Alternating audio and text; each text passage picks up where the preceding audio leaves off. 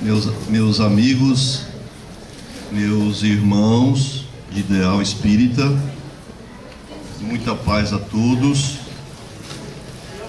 muita alegria estar aqui com vocês novamente, estudando e refletindo sobre as coisas espíritas. O tema que me foi proposto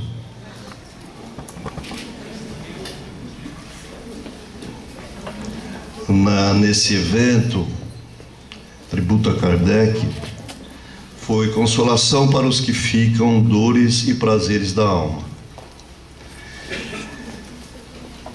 Certa feita, eu atendi uma moça lá em Catanduva, nos nossos dias de atendimento fraterno, e na realidade ela nos procurou, e antecipadamente a mãe também nos tinha nos procurado, porque ela passava um processo de depressão muito profunda. Ela tinha perdido completamente o ânimo para viver. E nós nos propusemos atendê-la. O dia marcado ela compareceu, e nós começamos a conversar. Ela era uma moça de família muito rica, tinha estudado alguns anos no exterior, e como ela era mais ou menos da minha idade, ela ainda tinha maneiras meio antigas, né? Na verdade, ela era um pouquinho mais velha. Ela trazia nas mãos, quando conversava comigo, um lenço. Costume, talvez, da época de juventude. E porque ela chorava muito, ela trazia um lenço na mão, um lenço que tinha umas rendinhas até na ponta, me recordo disso. E ela começou a me contar que ela tinha dificuldades para viver e dificuldades com seus sentimentos.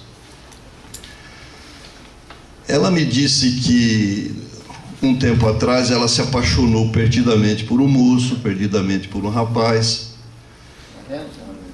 e a mãe e o pai, na verdade, não permitiram o namoro. O rapaz era muito simples, muito humilde, não tinha posses, e ela tinha estudado fora, de família bem-sucedida.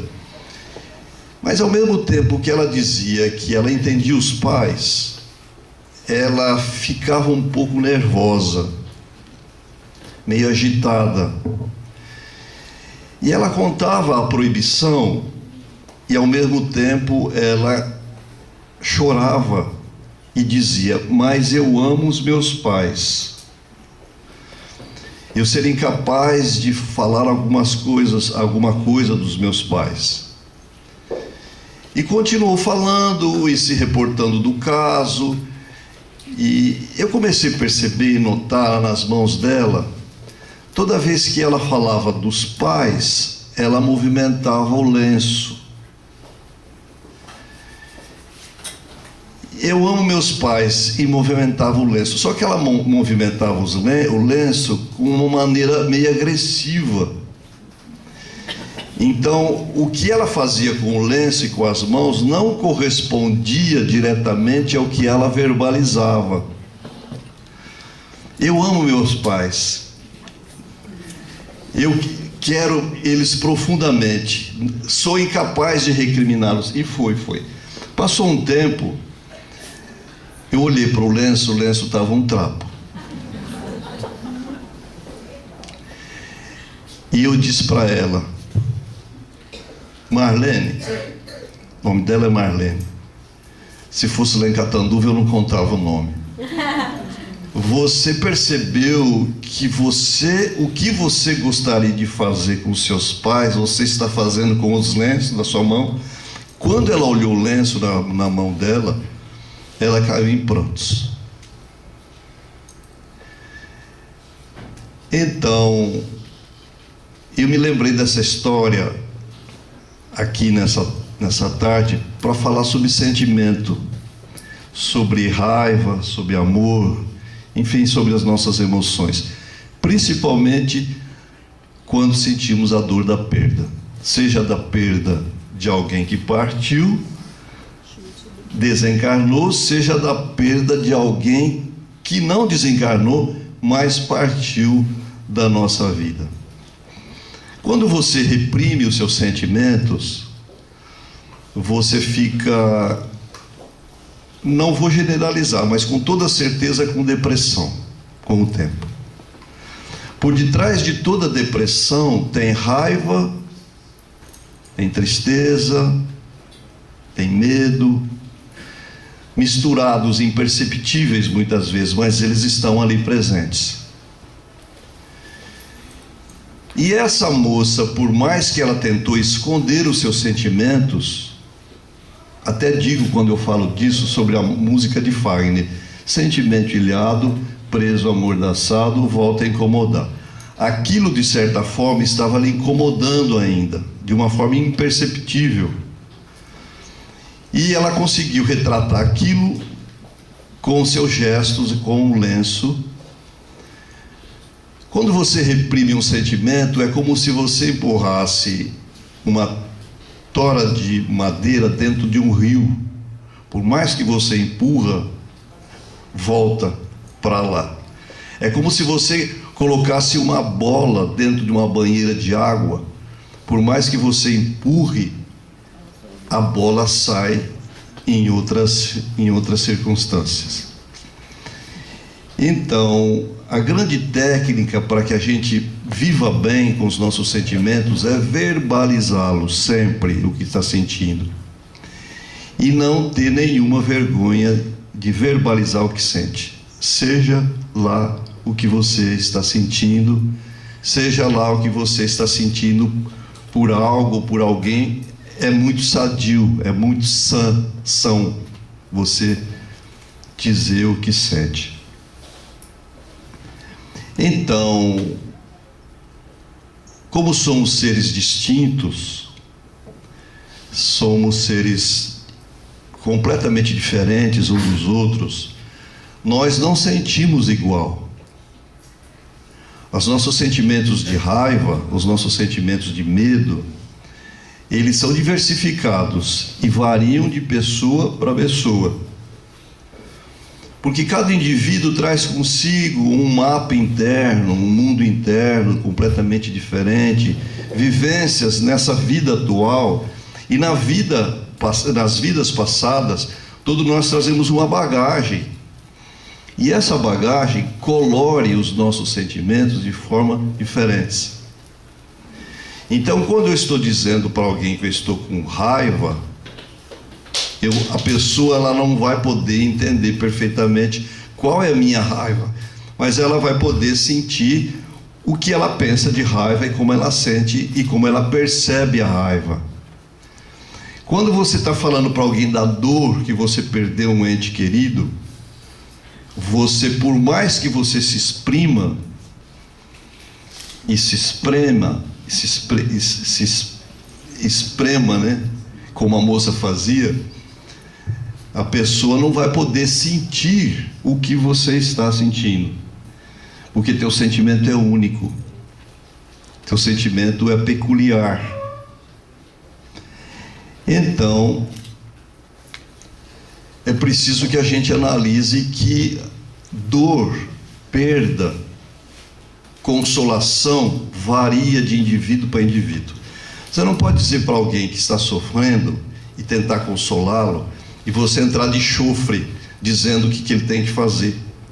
Porque primeiro você tem que sondá-lo para que você perceba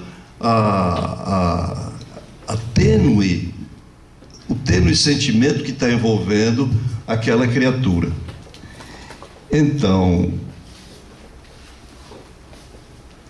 não se censure.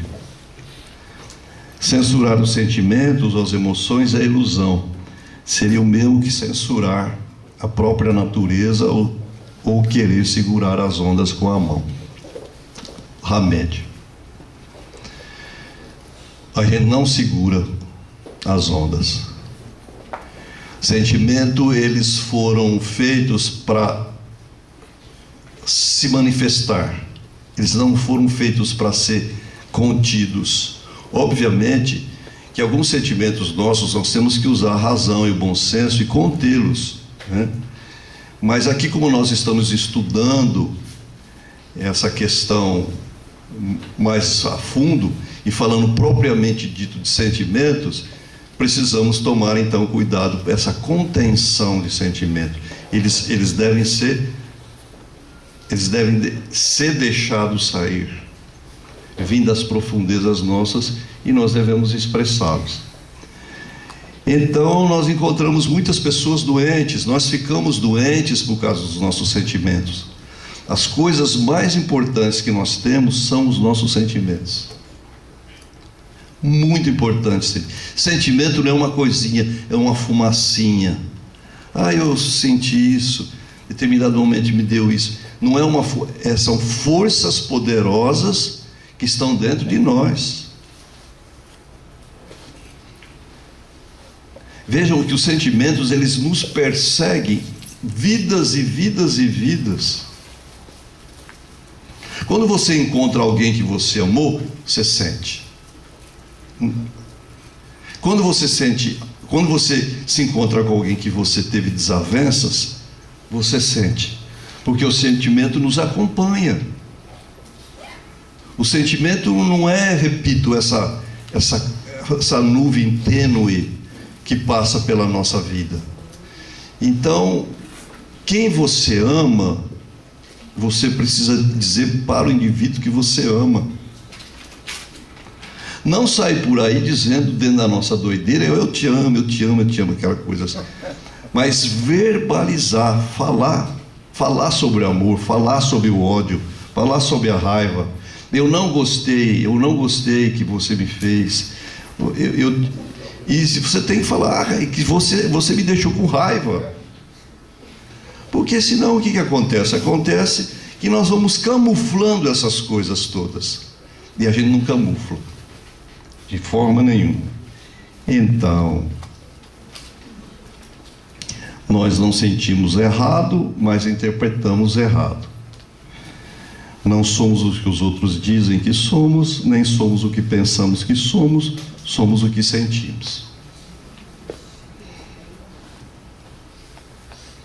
Não esconde de jeito nenhum. Você é o que sente. E os espíritos, quanto mais superiores, mais sabem o que nós somos pelo que nós sentimos. Os espíritos ainda ignorantes ou de pouca evolução até acreditam no nosso verbo, naquilo que eu falo. Eu sou, porque, sabe aquela ladainha? Eu sou amor, eu sou puro amor.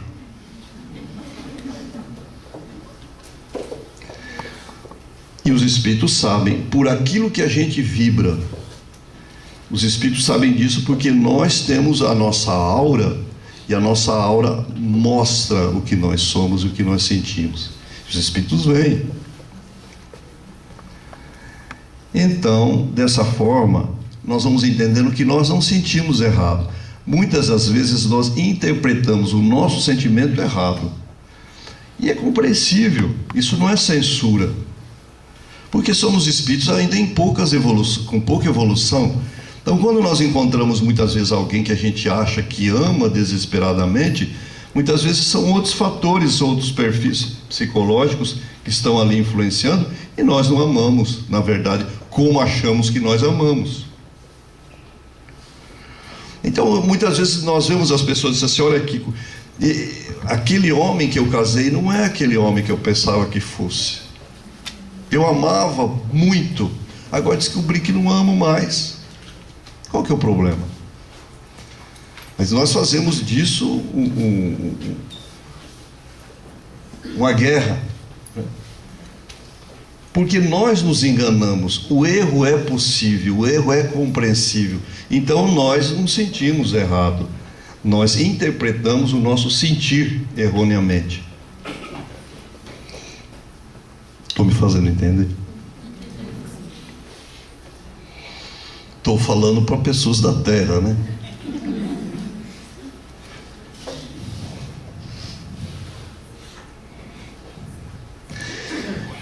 Diz Hamed ainda uma frase muito interessante: é mais produtivo para a evolução das almas acreditar naquilo que se sente do que nas palavras que se ouvem. Vejam. Muitas vezes as pessoas não dizem assim: eu te amo muito. Então precisa tomar cuidado, presta atenção no conjunto. Você me ama muito. Se a cabeça balança muito, tome cuidado, porque aí pode ser ter uma falha. Porque nós somos um elefante de emoções. Nós somos emoções puras. Troca de emoções com os outros em qualquer lugar. Numa reunião mediúnica com amigos, seja num barzinho, sentado, conversando, assistindo um jogo de futebol. O que está a vigência em nós é a emoção. Então, por que não dar valor às nossas emoções? Eu tenho a impressão que nos dias atuais nós deixamos um pouco de lado a emoção, o coração e focamos mais na razão. A razão é importante, mas não menos do que o coração. E quando se fala em coração, se fala em emoção.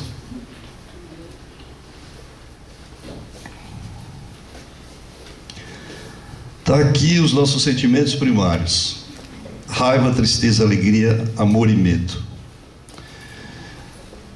Trouxe crianças pequenininhas, porque na realidade isso não são coisas aprendidas, são coisas que nós nascemos. Você vê uma criança muito em idade com raiva. Então, se ele tem ciúmes, ele é raiva. Ele tem ciúmes do irmão, é raiva. Tristeza, você vê uma criança muito triste. Então isso não é aprendido, isso na verdade existe em nós como produto natural nosso. Se sente, uma criança sente raiva. Quando uma criança belisca, ela sente raiva. Quando você enfia a comida, a boca dela abaixo na marra e ela gospe fora, raiva. É um treino, mas é raiva. Tristeza é obviamente a partida de um pai, a partida até de um cão deixa a criatura triste. E as crianças registram muito isso. Então, por que não falar isso hoje nesse nosso simpósio, que é muito importante? Por que não falar de alegria, de amor e de medo? Criança sente alegria, criança sente amor, criança tem medo. E a gente perde contato com isso, porque quando a gente fica adulto, a gente acha que é coisa de criança. Olha uma criança quando sente amor e carinho por outra lá, vai colocar a mão. Alegria, medo. Se a gente pergunta para um homem: você tem medo? Ele diz: não, medo não. Só paura, né, mano? Todos nós somos seres humanos e todos nós temos os mesmos sentimentos. Agora, eu queria dizer para vocês o seguinte: apesar disso tudo, os nossos sentimentos, eles variam conforme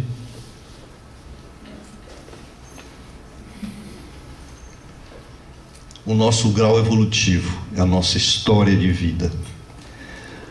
Os primeiros homens que foram os nossos ancestrais sentiam medo, raiva, amor, alegria e tristeza de forma diferente que nós. É o mesmo princípio, é o mesmo foco, mas sentiam de forma diferente. Então nós trazemos esse sentimento desde essas eras primeiras. São os nossos bisavós, podemos dizer assim.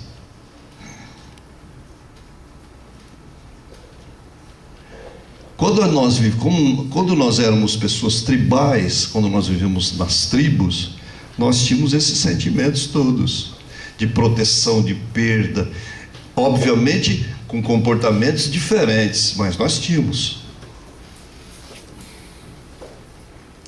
Porque muitas vezes nós não acreditamos que nós não fizemos parte dessa história. Gente espírita, muitas vezes nós achamos que nós estamos vindo desde os egípcios só para diante, né? Ou da corte de Maria Antonieta. Mas a gente pertenceu a essas fases primeiras.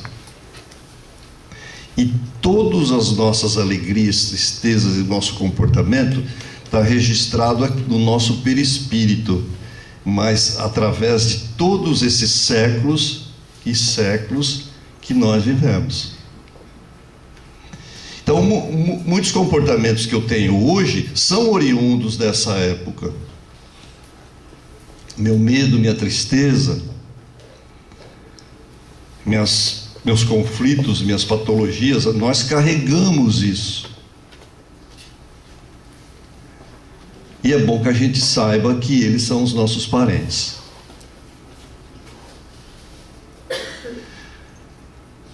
Hoje nós comemos feijoada aqui, né? Quem almoçou aqui hoje?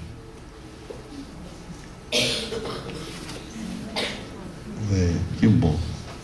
Mas até que as pessoas estão acesas, né? Porque uma feijoada dá uma dormência.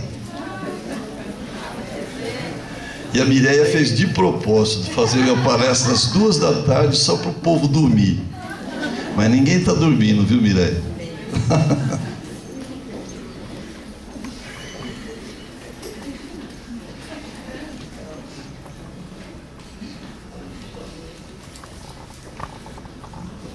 Nessa época medieval, nossos sentimentos eram diferentes dessa época.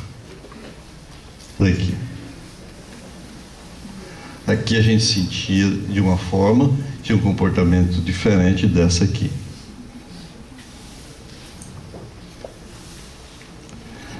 Daqui. Um outro tipo de... Então, eu estou querendo dizer para vocês o seguinte, que as nossas emoções, os nossos sentimentos são as mesmas raízes, mas eles têm um colorido diferente.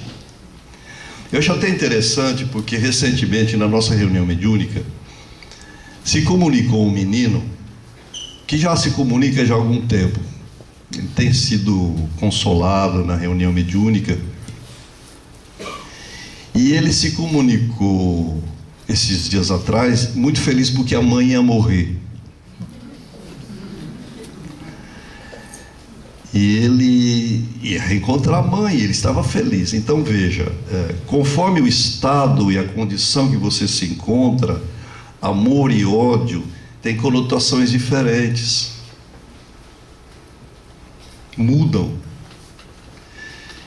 Provavelmente, se ele tivesse encarnado, ele não ia ter essa visão. Mas como ele estava desencarnado e sozinho, ele estava feliz porque a mãe ia desencarnar. Então vejam como existe uma certa relatividade nos nossos sentimentos, o peso que a gente dá nos nossos sentimentos e emoções diferencia de indivíduo para indivíduo. Tem uma história oriental que diz o seguinte: um homem encontrou um rapaz muito triste, muito triste. Disse para o rapaz: pegue um punhado de sal e coloque dentro desse copo de água. E ele colocou. Beba a água. Ele bebeu. O que você achou da água? Está horrível. Agora pegue esse mesmo punhado de sal, coloque dentro daquele lago. Ele foi e colocou. Beba agora a água. Ele bebeu. O que você sentiu? Nada. O que nós sentimos depende da nossa visão, da nossa expansão. Quanto mais eu me expando, eu consigo diminuir a minha dor. Quanto mais eu focalizo na minha dor, mais aquilo toma uma proporção desmedida.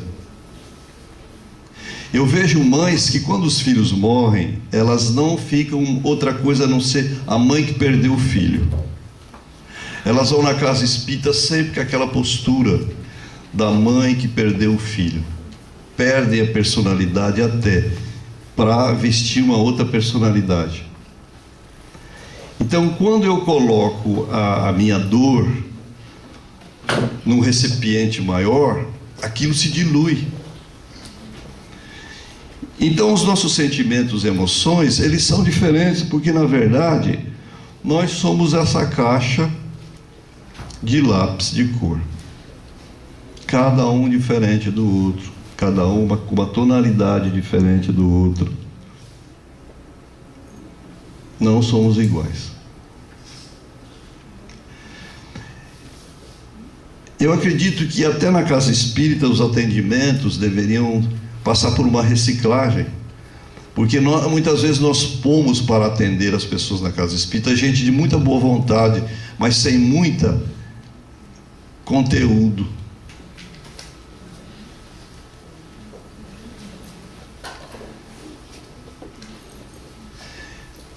Na nossa casa espírita, outro dia, uma senhora atendendo alguém que disse assim: eu vou me matar. Eu falei assim: não faça isso que você vai para o umbral.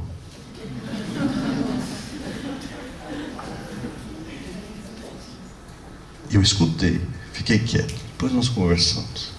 E como que você consola alguém? Como que você tira alguém do desespero colocando medo? Não faça isso.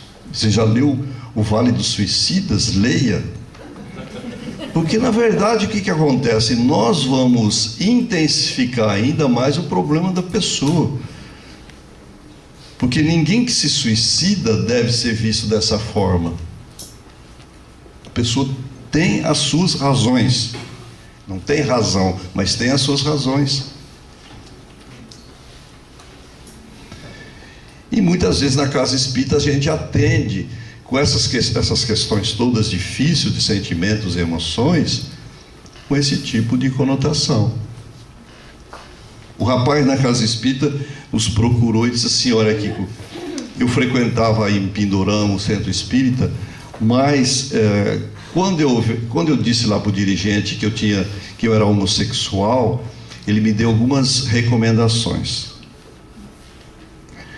Não fale com as mãos. Quando você for falar, fala com os braços cruzados. Isso na casa espírita. Como também esse homossexualismo, todo mundo que fosse homossexual era afeminado. Existem muitos homossexuais machos, peludos, fortes. Veja o atendimento. Lá, os peludos ali já arrepiaram.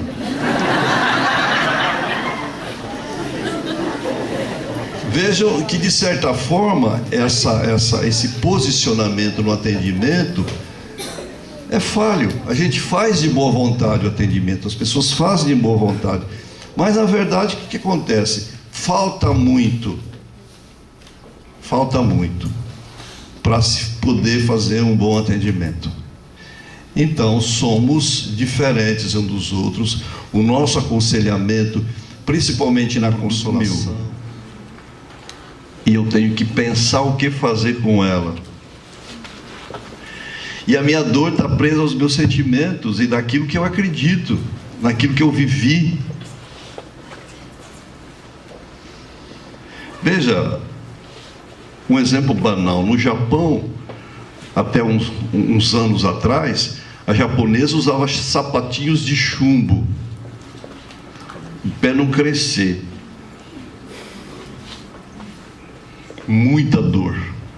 Os pés ficavam atrofiados, mas elas ficavam com um pezinho. Veja, fazendo essa comparação, o que nós estamos fazendo, nos apertando, para que a gente possa ser aceito socialmente muitas vezes. Porque lá é uma condição social, aqui não, as mulheres não usam. Não precisam ter pezinhos pequenos. Muitas das quais, na nossa sociedade, tem até um belo 44. Mas isso não é motivo. Mas muda-se a sociedade, muda-se os tempos, muda-se os valores. Então veja, a nossa dor, ela é flexível.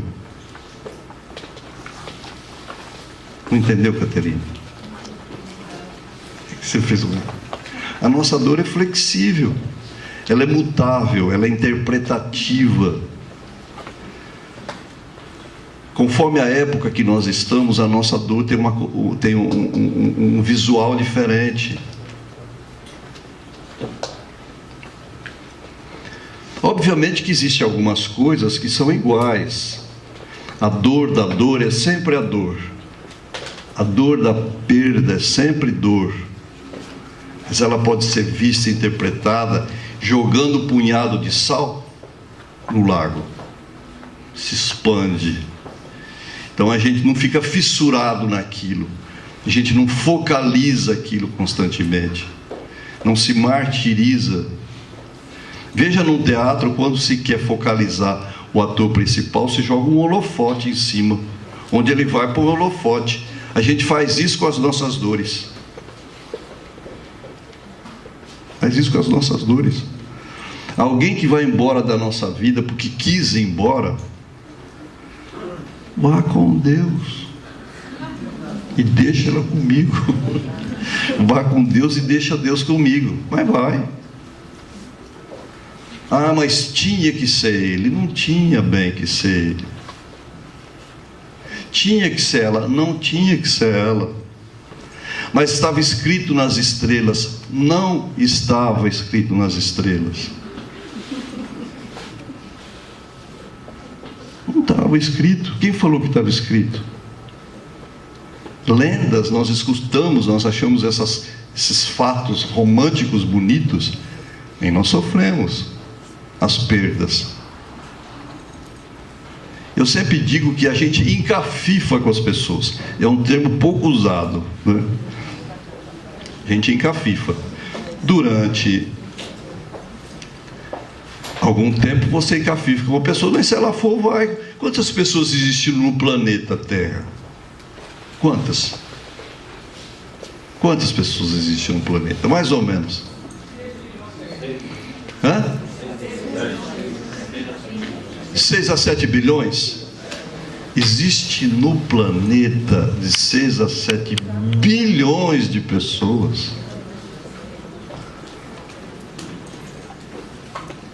A gente convencionou que tem que ser aquela. Sofre, diabo. Você que está fazendo isso por você. Ai, que como foi tão difícil arrumar um quanto mais outro. Mas arruma. Arruma. Sempre com o pé doente, sempre tem um chinelo velho. Arruma. Veja na época das nossas avós e bisavós, a moça, quando desmanchava o noivado, sofria e até se suicidava. Porque foi usada. Deu um beijinho, outro, um beijinho roubado, pegou na mão. Ou não, mas ficava marcada. Hoje em dia, a moça que namorou, beijou, qual é o sofrimento dela? Não arrumar outro para beijar e para namorar. Veja como que muda o tempo, muda as coisas. Ninguém se mata hoje em dia por causa de um amor.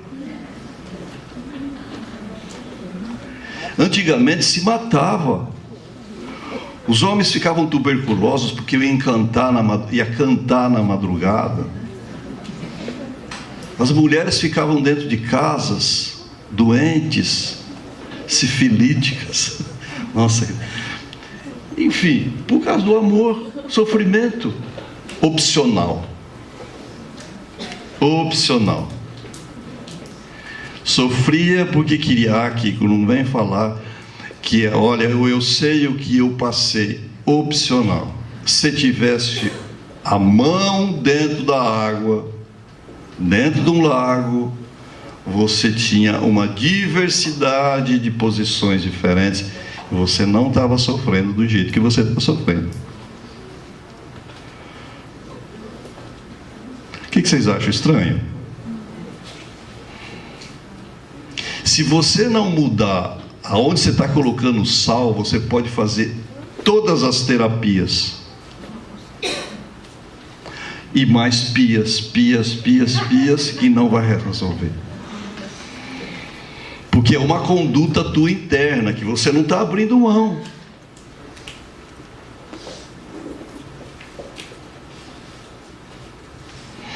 Questão do Livro dos Espíritos, 258. Lê para nós, Emmanuel. É necessário distinguir o que é obra da vontade de Deus e o que é da vontade do homem. Veja que é um trecho do Livro dos Espíritos, 258. O que é vontade de Deus, o que é vontade do homem? Distinguir, é preciso distinguir. Na tua dor você precisa distinguir que é a vontade sua, que é a vontade de Deus. Mas é mais fácil você falar que foi Deus, porque você se livra da autorresponsabilidade e fazer escolhas.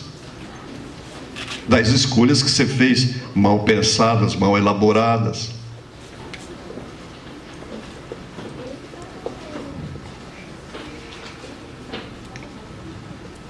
Complicado. Muitos obsessores, que nós achamos que são obsessores, somos nós mesmos sobre nós mesmos. Porque na nossa cabeça nós temos muitas crenças. Conforme que você acredita, é aquilo que vai acontecer com você.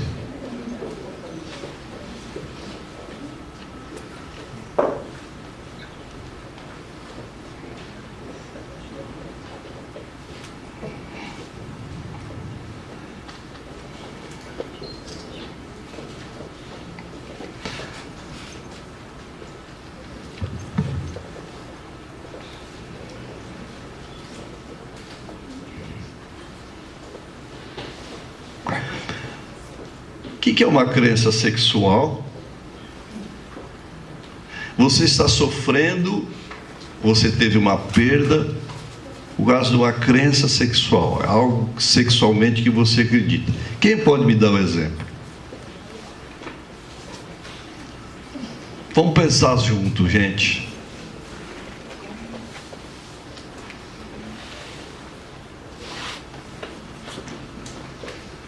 Não acredito que ninguém saiba dar pelo menos um feedback. Ainda mais falou de sexual, né? Acreditar que o sexo vai trazer um certo estado de espírito. Ótimo. Acreditar que o sexo vai trazer um certo estado de espírito, que a pessoa vai se sentir plena. E isso não é verdade. Às vezes pode até ser, mas normalmente não é. Mas se você não se sentir plena, depois que você fizer muitas vezes uma atividade sexual, você vai ficar com conflitos. Então a crença sexual está baseada naquilo que é certo, naquilo que é errado, aquilo que vai te dar e aquilo que não vai te dar. E a gente vai para a experiência com todo um envolvimento, com toda uma crença, com todo um pensamento sobre aquilo. E se frustra. Muitas coisas que nós aprendemos com o pai e com a mãe, isso é errado, meu filho. A gente acredita, mas não experimenta se é certo ou se é errado.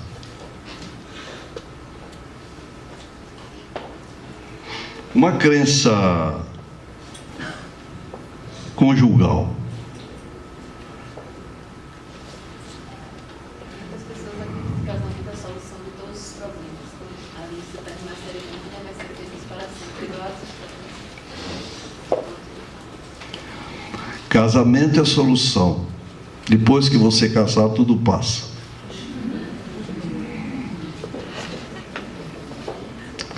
Muitos de nós caímos nessa, né? Muitos de nós acreditamos que a gente casando, a gente ia conseguir mudar o outro, inclusive. Casa que depois muda. É uma fria, hã? Aqui, a palavra da sabedoria só podia vir de Emmanuel. Casa que depois fica pior.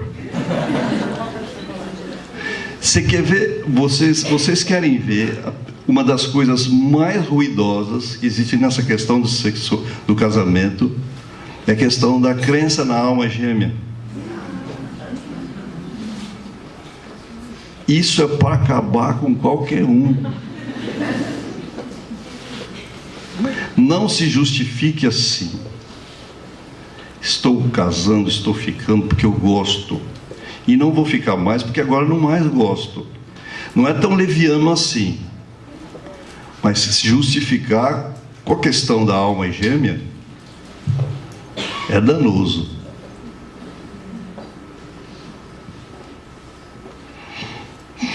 Kiko, nós vamos casar.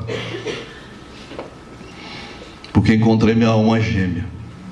Eu falei, lá vem.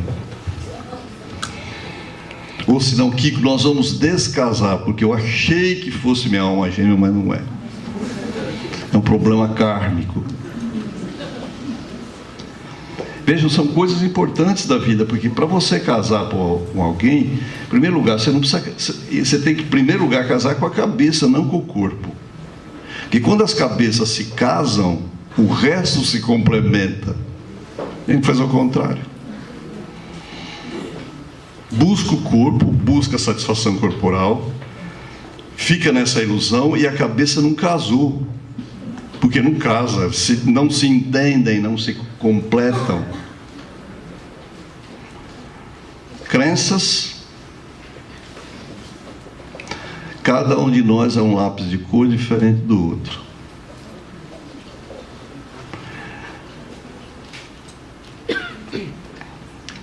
Tem uma mensagem no livro Renovando Atitudes que fala sobre libertando-se dos pesos inúteis. E é muito interessante porque aqui eu coloquei uma figura que é um peso bem pesado mesmo. Hamed diz: as dores da separação de filhos, cônjuges, irmãos e amigos podem ser agravadas se a elas juntarmos o sentimento de culpa, remorso, dependência, conservadorismo, medo e não aceitação. Então é um peso inútil, você carrega um peso em cima, um peso a mais. Ele chama de peso inútil. O que eu chamo de peso inútil?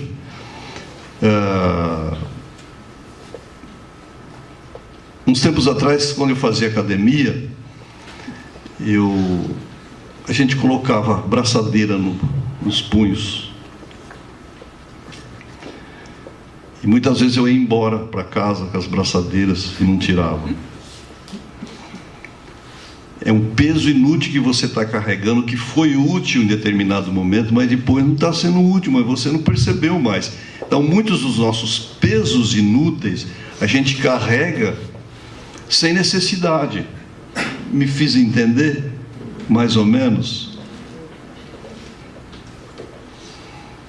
Então, lembre-se, tem que tirar a braçadeira, a tornozeleira quando você sair da academia. Você não pode andar com aquilo. São pesos inúteis. Veja, nós somos, meus amigos, seres tão complexos, tão simples e tão complexos, que a gente precisa pensar, fé raciocinada para que a gente pensa. Muitas vezes a gente tem um peso inútil, morre o familiar. Você já tem uma síndrome de depressão vindo a caminho. Se morre o familiar, aquilo se instala de vez. Mas você usa a morte do familiar como sendo a causa daquilo. E a causa daquilo já existia. Não é o teu familiar que morreu. Veja, quando um familiar morre da nossa família, desencarna, a gente até, se a gente não chora muito, a gente até fica preocupado. Por que não estou chorando tanto? E seria tão fácil. Não estou chorando. Por que não se chora tanto? Por que não se chora tanto? Alô?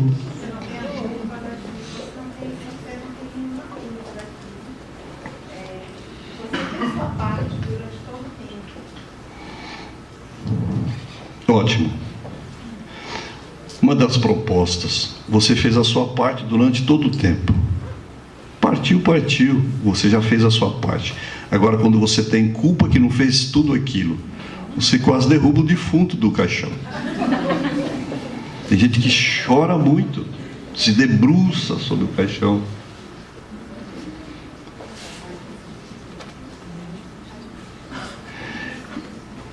Eu fui numa fazenda uma vez, num velório, sempre tem uma coisa.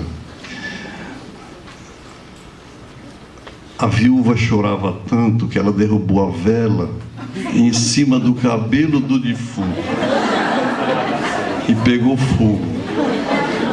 Você imagine se alguém ficou dentro do velório. Veja, é o estardalhaço que ela fez. Eu me lembrei disso por causa do choro exagerado, do escândalo exagerado. Pegou fogo no cabelo do defunto. Então vejam, nós fazemos coisas absurdas, né? Muitas vezes por culpa, como disse ela, a gente não fez o que podia, o que queria ter feito e não fez. Enfim, queria perguntar para vocês se eu posso continuar, se está sendo entendível, se está sendo compreendido. A minha fala é assim mesmo. Nós estávamos até conversando lá fora. Existe explicadores da doutrina, existe oradores da doutrina. Obviamente que eu não sou orador. Eu sou um médium que escuta dos espíritos, escreve o que eles falam e vem reproduzir. Mas é nessa toada. Sabe que você fala tão mole, tão manso? Mas é o jeito. É assim. É assim que é, né?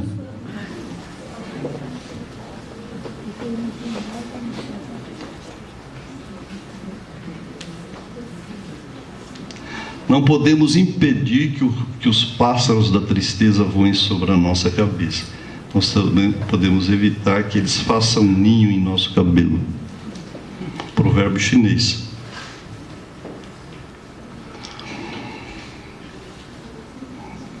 Os pássaros podem voar, mas não deixam fazer ninho. Tudo que nós estamos trabalhando aqui hoje, esse estudo a respeito do livro Céu e Inferno, é sobre essas questões de não deixar o pássaro fazer ninho. A gente entende, compreende como é que funciona, sentimentos, emoções. Somos seres distintos, cada um de nós traz conteúdos de outras existências, de famílias diversas que nós convivemos, mas nós podemos mudar isso. E eu acredito, meus amigos, que a gente mude, ao meu ver, um expositor espírita, ele não vem trazer a verdade, ele vem trazer reflexões. Então, o que eu estou falando não é a verdade. Estou dizendo, estou pondo a minha coloração. Eu acho que você aprende muito mais a lidar com a perda, você entendendo o processo da perda, do que você vendo algum espírito. Você, se eu visse, tudo mudaria. Será? Se eu recebesse uma carta da minha mãe, da minha tia, por exemplo, eu já vi, por exemplo, o Chico Xavier reclamar que depois que ele recebeu uma mensagem, os parentes estão lá toda semana para receber outras cartas.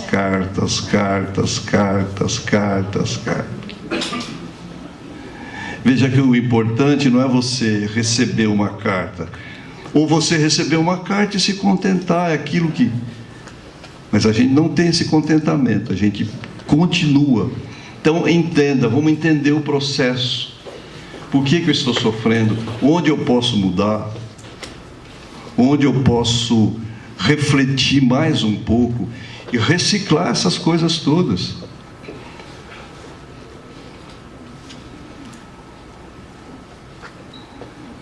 Vocês sabiam que vocês vão morrer um dia? Eu tive recentemente na cidade de Évora, e lá tem uma capela dos ossos. Tinha muitos ossos lá nas igrejas, então eles resolveram, isso em 1805, resolveram tirar todos os defuntos das capelas e fazer uma capela de ossos. Então a capela toda enfeitada de cabeças, as caveiras, os braços, omoplatas, os fêmures, tudo enfeitadinho, bonitinho. E lá na porta está escrito assim: os ossos que aqui estamos, pelos vossos esperamos.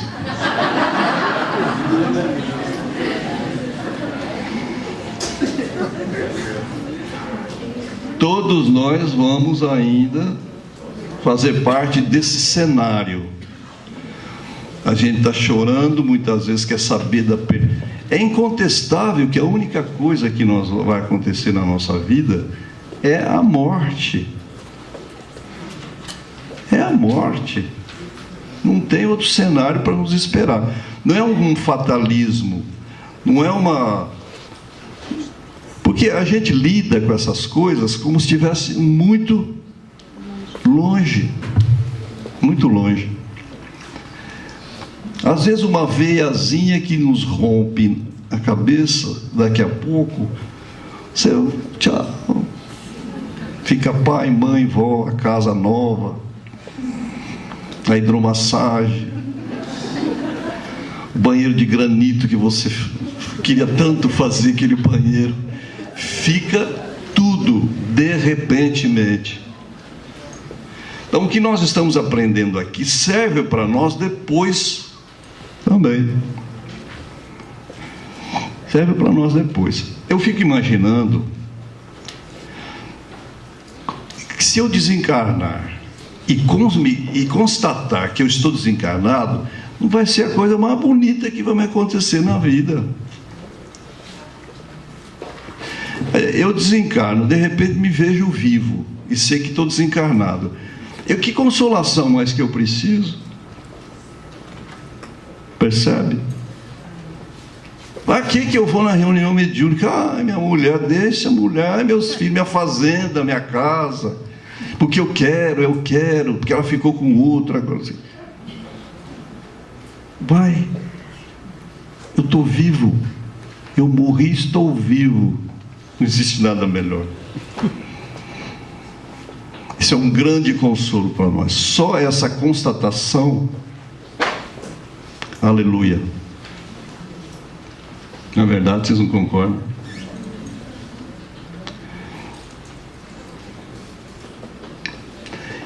Então, nós temos muita coisa para trocar ideias. porque o movimento é muito intenso. Se fala de emoção, de sentimento, de raiva, tristeza, somos diferentes. Acho que nós vamos começar já as questões,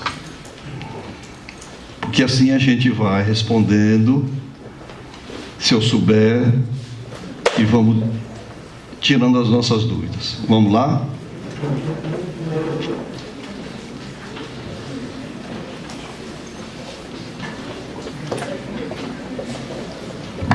Vamos passar as nossas perguntas para os nossos promotores. Já estão aí recolhendo. Eu queria pedir antes os aplausos de vocês para a nossa colocação.